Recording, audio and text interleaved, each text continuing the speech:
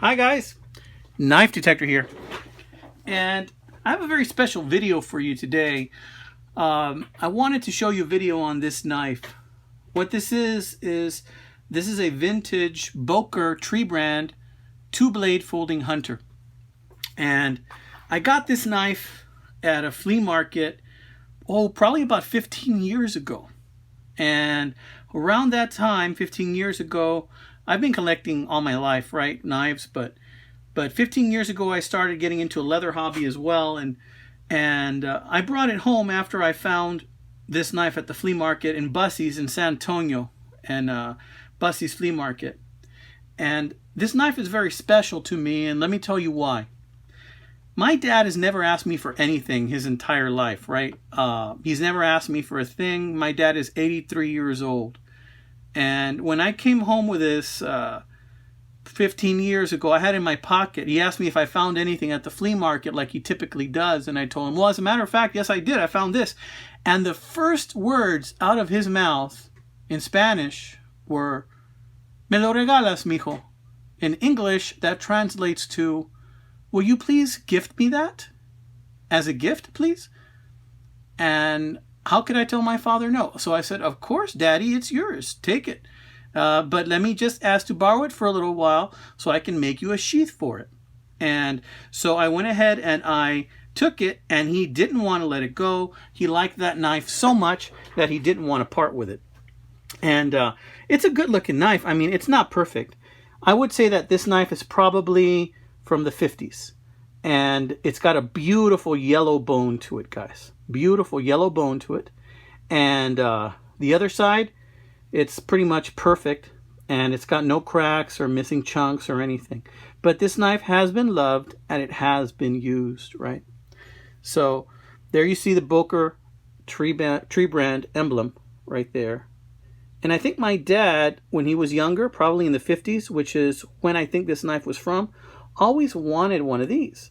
And I think that is why he saw me with this, and then all of a sudden he didn't want to let go of it. He wanted to hold on to it. So I think that's what happened at that time.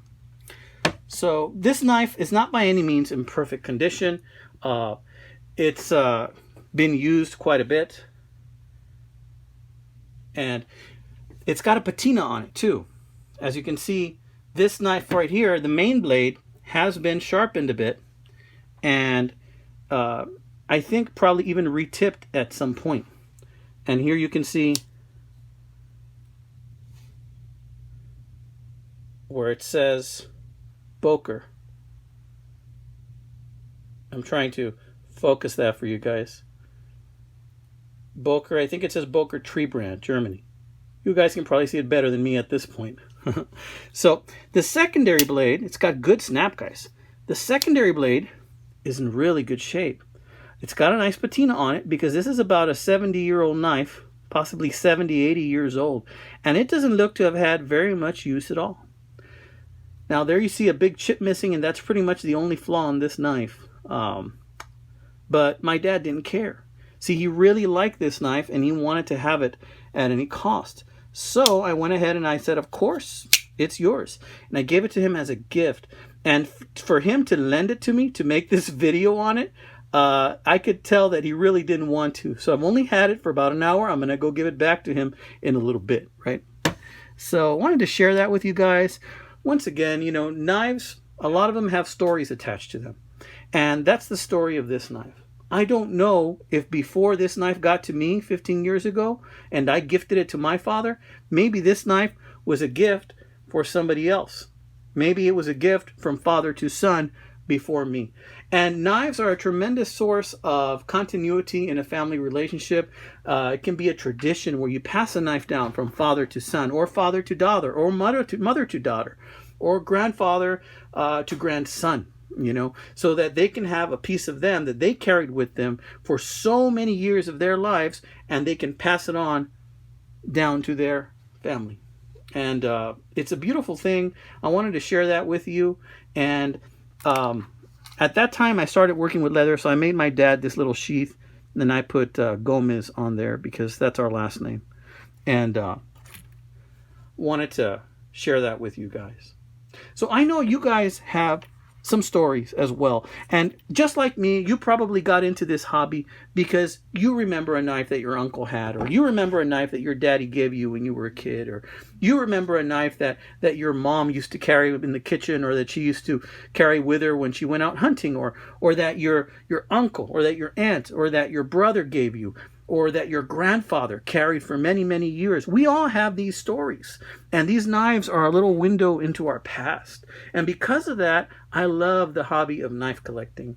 That's why I like to show, yes, the vintage, and yes, some of the new, but I also like to show everything in between. So this is the Knife Detector saying please like and subscribe.